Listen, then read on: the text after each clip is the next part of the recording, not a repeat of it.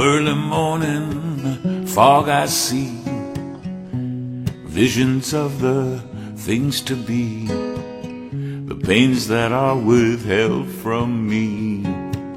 I realize I can see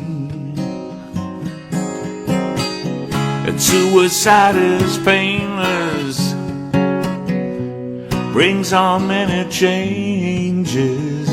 I can take or leave it if I please. The game of life is hard to play. I'm gonna lose it anyway.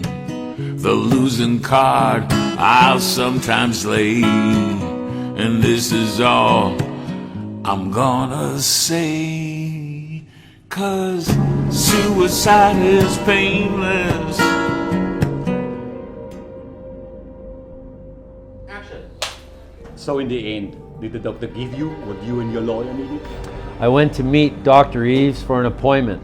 The single appointment would cost me $1,500. I would hopefully gain a letter from the good doctor stating that I was mentally unfit for the trial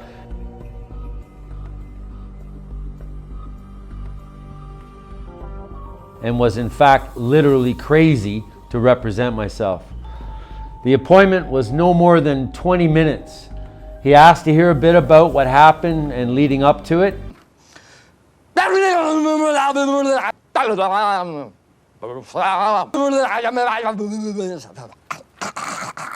Then out of the blue, he just said, "Jason, count from 100 to 0.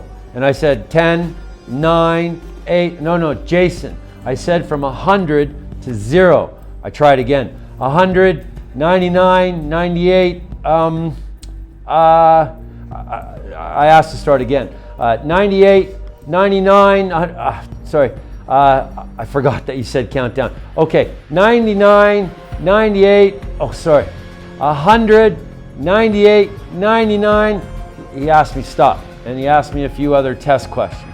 At that point, he said, "Thanks, I'll be in touch with your lawyer." I scratched my head and thought to myself, this is the biggest fucking waste of $1,500 I've ever spent. But I would soon be proven very, very wrong.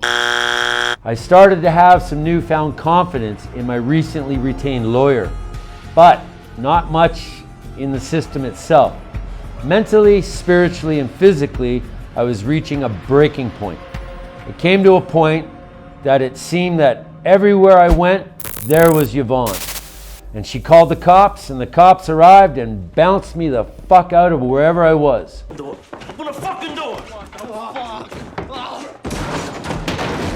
A nightclub, a cafe, even on a dinner date. I couldn't even bring myself to get involved in a relationship. That was embarrassing. The whole situation was surreal. It was bizarre how this had even happened. How had the police and Crown bought into all this bullshit? Didn't these guys go to school or watch crime shows? I couldn't believe the situation I found myself mirrored in.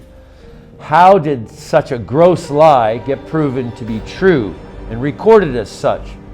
If the stress and depression was bad before the trial, it most certainly was way worse after being convicted. Depressingly, I was back living in Damon's closet. I had quit my job, I was hungry, lethargic, and broke. I took a walk in the middle of the Granville Bridge in Vancouver. I was very upset, and I was crying. I figured by crying on the bridge, I'd be far away from people and crowds. I didn't want Damon to see me crying my eyes out at home. I didn't take into account that other people might be walking on the bridge as well. Some kind, concerned citizen called the police. 911, what is your emergency? 2 police cars came and met me on the middle of the bridge. I was not thinking about jumping. I just wanted to be alone. The police asked me, "What's wrong?" As I wiped my eyes, I told them, "Nothing, I'm okay." I didn't want to start telling my story to the police on the middle of a bridge. They had placed me under arrest under the Mental Health Act. I didn't have a choice. This was fucking crazy. At least they didn't take me to jail.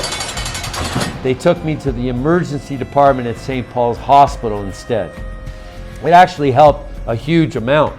Instead of crying on a bridge, I got to talk to a psychiatrist for free for 2 hours. Interesting. You know what makes me sad? You do! Maybe we should chug on over to Mamby-Pamby land where maybe we can find some self-confidence for you, you jackwagon! Tissue? Cry, baby. The last one only made me count backwards for 20 minutes and charged me $1,500. The psychiatrist suggested that once I get released, that I go and talk to my GP and maybe get prescribed some therapeutic drugs. Sure enough, later that morning, I waited outside my doctor's office. As soon as he opened the door, I met him and explained the previous evening's events. I said that the doctor that I talked to at the hospital said that you might prescribe me some medication to chill me the fuck out. He said that I don't need medication and that he would not be prescribing me any. Instead, he broke from normal protocol and asked if I saw the guy in the waiting room in the wheelchair. He went on to explain that he tried to kill himself by jumping off the exact same bridge and was now paralyzed from the waist down. The exact same bridge that I was on the night before. My GP explained that he went through a divorce himself and was depressed, and now he had helped himself recover. The prescription was simple. It was by getting a regular sleep schedule, tired or not, be in bed at the same time every time at night. Wake up early at the same time every morning. Run a few kilometers every day and eat well.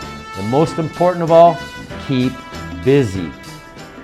The plan and straightforward advice saved my life. It saved me from becoming a fucking junkie. What are you saying? Time she's up. We'll delve into that next week.